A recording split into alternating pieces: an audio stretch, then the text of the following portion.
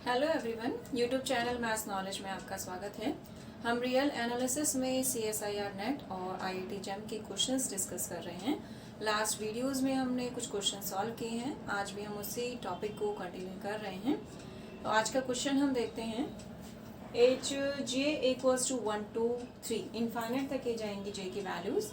Late A j be a finite set containing at least 2 distinct elements, यानी A j कोई finite set है। Finite set का मतलब है कि जिसमें नंबर ऑफ एलिमेंट्स फाइनाइट आ जाएं, उसमें कम से कम 2 डिस्टिंक्ट यानी 2 अलग अलग एलिमेंट्स आएंगे। कम से कम है, ज़्यादा के लिए कोई बाउंडेशन नहीं गिवन है।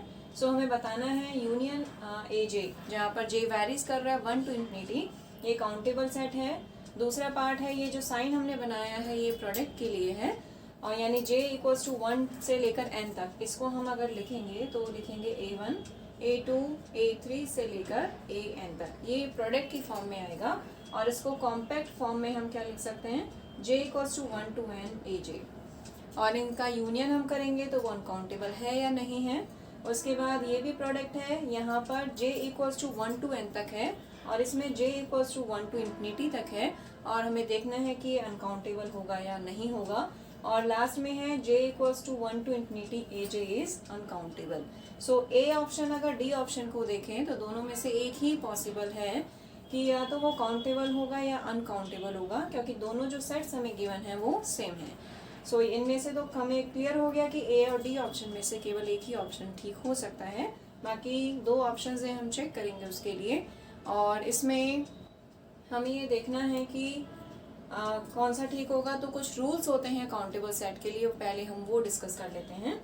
तो यहाँ पर हम देखें रूल्स क्या आएंगे। पहले हम कुछ प्रॉपर्टीज पढ़ लेते हैं इसकी।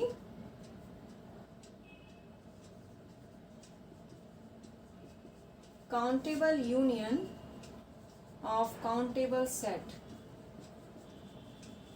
Is countable. यानी रिजल्ट्स के बेस पर हम इस क्वेश्चन को सॉल्व करेंगे कि काउंटेबल सेट है, उसका काउंटेबल यूनियन हम कर दें तो हमें क्या मिलेगा, वो काउंटेबल होना चाहिए। दूसरा रिजल्ट क्या होगा,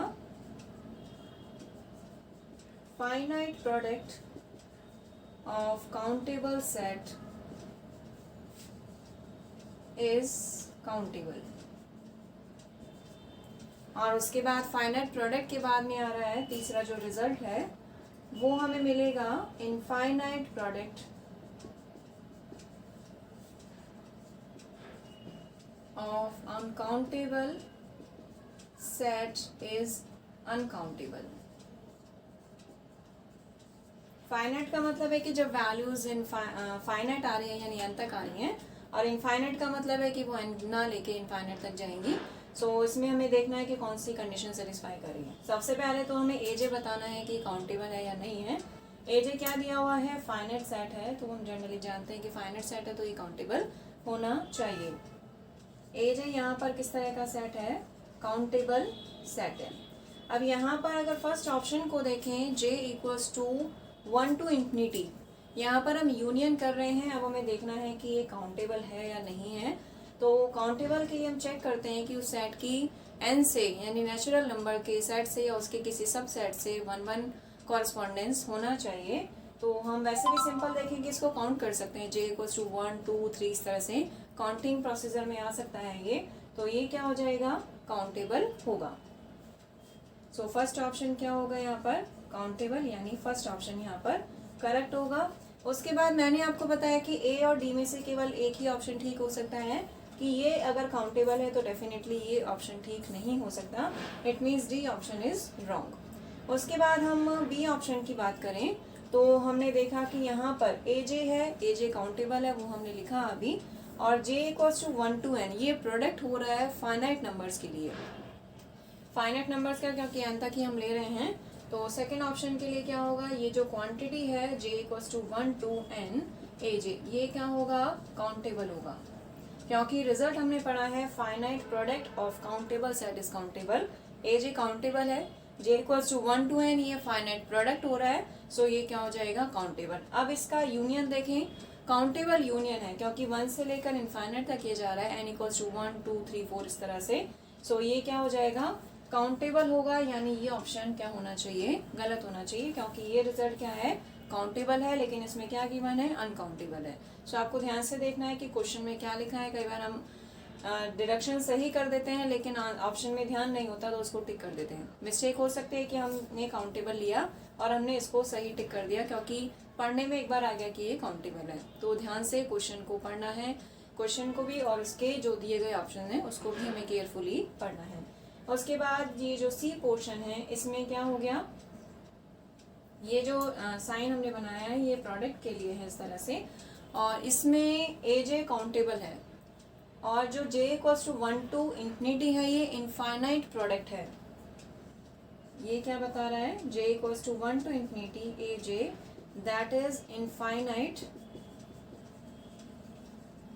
प्रोडक्ट ऑफ काउंटेबल सेट। तो मैंने अभी बताया आपको कि infinite product of countable set कैसा होता है, अनकाउंटेबल होगा। तो यहाँ पर ये सेट क्या होना चाहिए, अनकाउंटेबल, और इसमें भी हमें अनकाउंटेबल ही गिवन है। सो ये ऑप्शन क्या हो जाएगा, ठीक हो जाएगा। सो हमने देखा इस क्वेश्चन में कि 2 ऑप्शन ठीक हैं और 2 ऑप्शन राइट हैं और 2 ऑप्शन रॉन्ग है। तो इसका सॉल्यूशन क्या मिलेगा, हमें ए और सी मिल जाएगा। सो सबसे पहले हमने एजे को ही देखा है। अगर एजे को हमने गलत डिफाइन कर दिया तो डेफिनेटली आगे की थ्योरी गलत हो जाती है। और बेसिकली इस तरह की जो 2-3 प्रॉपर्टीज है काउंटेबल सेट के लिए और भी हैं, जैसे नेचुरल नंबर के लिए दिया है, रेशनल नंबर के लिए दिया है। सो उसके बेसिस पर हम कुछ क्वेश्चंस को सॉल्व कर सकते हैं, और जो नेक्स्ट क्वेश्चन होगा वो हम नेक्स्ट वीडियो में डिस्कस करेंगे। अभी के लिए थैंक यू सो मच।